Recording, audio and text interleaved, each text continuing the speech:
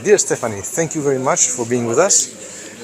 Tell us about the BlowerDoor system in Germany, how many years it was to promote this in Germany, and tell us your experience mostly about the high buildings that you have the experience in Germany. Oh yes, Theo, thank you very much, and I'm happy to give this interview with you.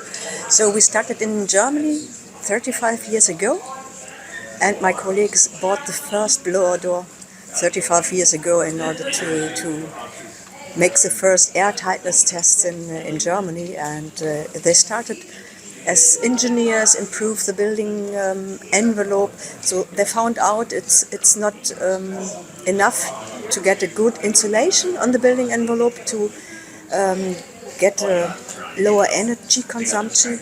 They found out it's necessary because in Germany it's cold. We have cold winter times and winds. We need also a barrier that protect the insulation. So they start that time in the 90s. I had the pleasure to join them in 1996, and since then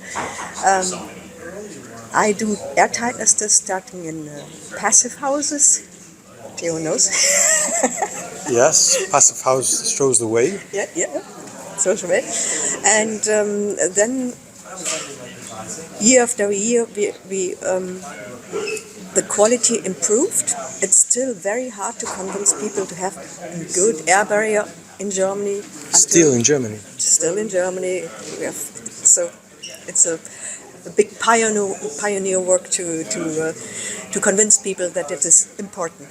And over the years, next step was to test large buildings, big buildings, so commercial buildings, schools, old people homes.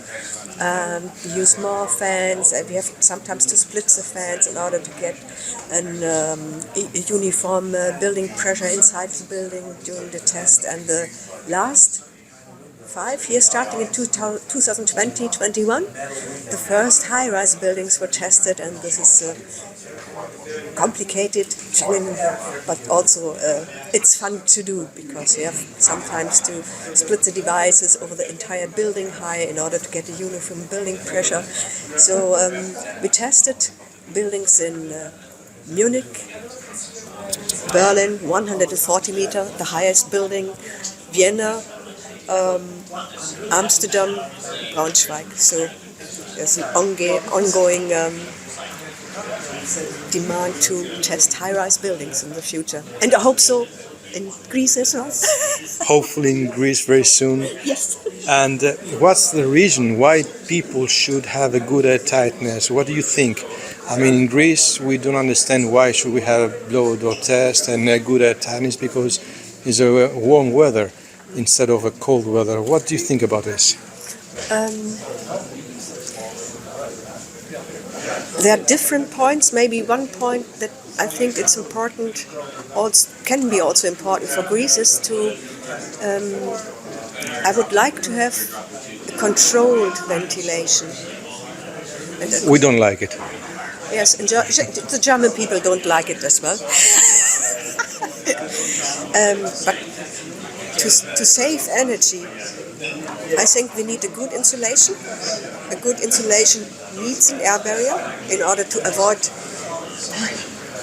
construction damages because of high humidity, condensation and mold grow inside of the construction, and this is worse.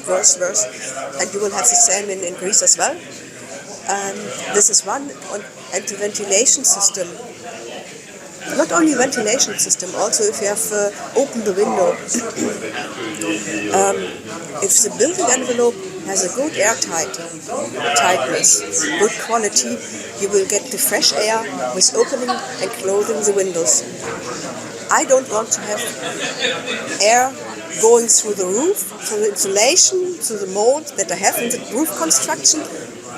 I'm the person who would like to control it by opening the window and closing it. Or in Germany, it's true, families are not at home the entire day, and we need the constant ventilation. In the constant ventilation, you can only, how do you say, using the English word, if you have a defined ventilation all the time, not much, but constant ventilation over the time. I think this is a very important point. And what I think, I started with airtightness and insulation because I would like to save the climate. I would like to have less heat waves in Greece and less floods in Germany. This is my point, my goal. Yes, to save energy.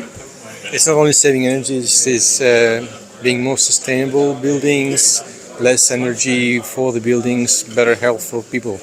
Right, exactly. Yeah, right. Yeah. Thank you very much, Stefanie. Hope to see you soon in Greece. I hope you as well. Theo, thank you very much. Thank you. Thank